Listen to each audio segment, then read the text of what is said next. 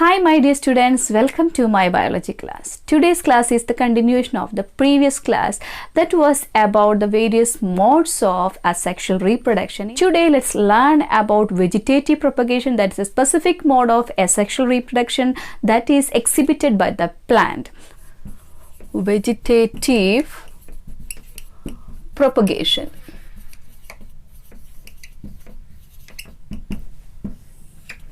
It is a process of producing new plants from the vegetative parts of the plants like root, stem and leaves. It can be of two types, natural vegetative propagation and artificial vegetative propagation. Natural vegetative propagation can be observed in the garden, in vegetable garden, etc. So some plants develop from the roots of the parent plant. Some plants may develop from the stem of the plant and some plants may develop from the leaf of the plants. Those are observed as natural, so they are known as natural vegetative propagation. For example, the plants like dahlia, then sweet potato are developed from the roots of the plant. That's a natural vegetative propagation.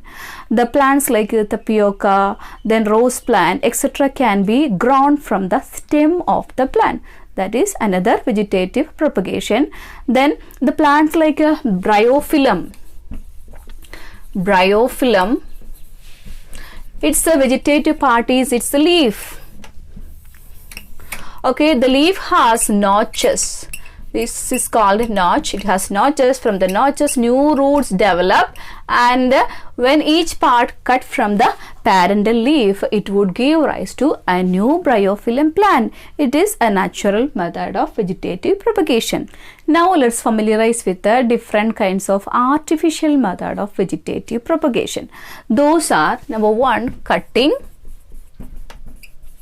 next grafting, then layering, budding and micropropagation. Micropropagation or tissue culture. The first type of artificial mode of vegetative propagation is cutting. A cutting is separated portion of root, stem or leaf. It is very common method employed for artificial vegetative propagation. Sugarcane, roses, citrus, grapes, cocoa, etc. and many other plants are largely and rapidly propagated by stem cuttings. A cutting is put it into soil. Care is taken that nodes which were lower in parent plant are put in the soil, while the morphologically higher nodes are kept up. Adventitious roots are given off and the lower nodes. Nowadays, special growth hormones like IAA, indole acetic acid, IBA, indole butyric acid, NAA, naphthalene acetic acid are applied in dilute quantities to the lower end of stem cuttings. Such applications of hormones leads to the quick formation of adventitious root. Favorable time for planting of cutting is the spring. The next method is grafting. Grafting is performed between two plants of closely related varieties. The plant of which the root system is to be taken is called stalk, and the other of which shoot system is to be used is known as scion. Stalk usually has strong root system and scion has a desired variety of flowers of roots but with a weak root system. The success of the grafting mostly depend upon the union of the cambium of scion and stalk, which result in organic connection with them. The cut surfaces should be held together tightly by wrapping, nailing or some such method.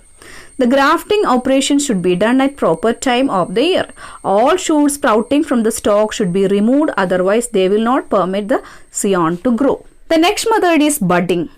In budding, a bud with a small portion of surrounding bark is taken from the stem of a desired plant. It is then inserted into the small slit made in the bark of stalk. Both are tied together and not allowed to dry. Buds of stalk are not permitted to sprout. This method is widely practiced in rose, plums, etc. The next method is layering. In this method, stem branch chosen for propagation remains attached to parent till it has produced adventitious roots. In ground layering, stem is capable of bending and the selected branch is bent down to the soil. Portion touching the soil is cleared of leaves. An injury is made on it by cutting a shallow ring around or by giving an oblique upward cut or bent portions of the layer at the node or by giving a V-shaped cut at the lower side of bent portion of layer. Injured parts can be treated with the auxins, that is hormone, to stimulate the formation of adventitious roots. Example, jasmine, strawberry, etc.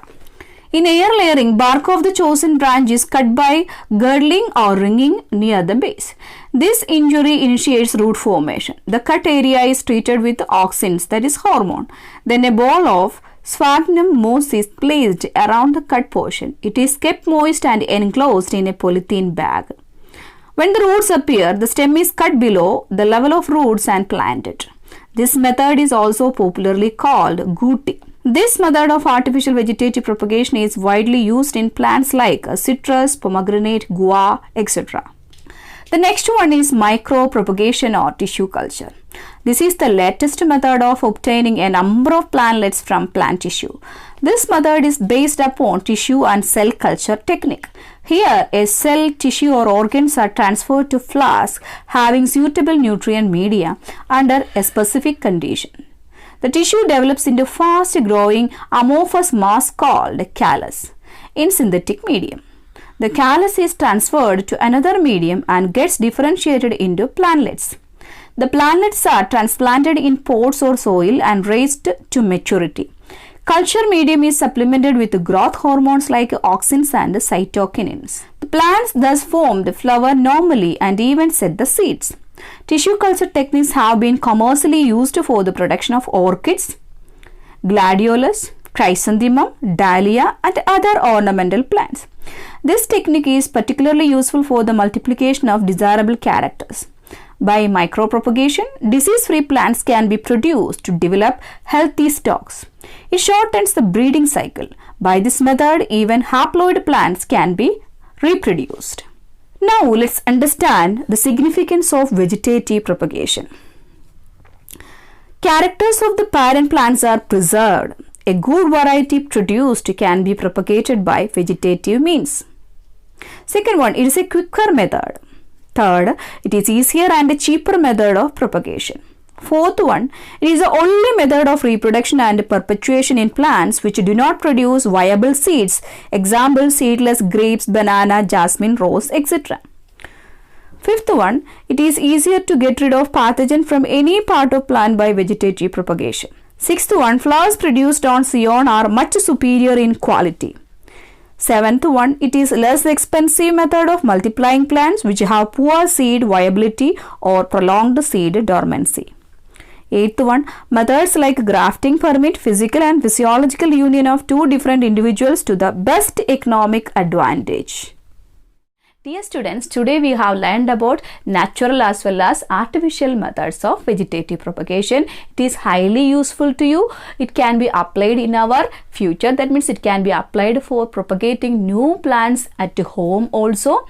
So, with this, I conclude my session. Then thank you and have nice moments.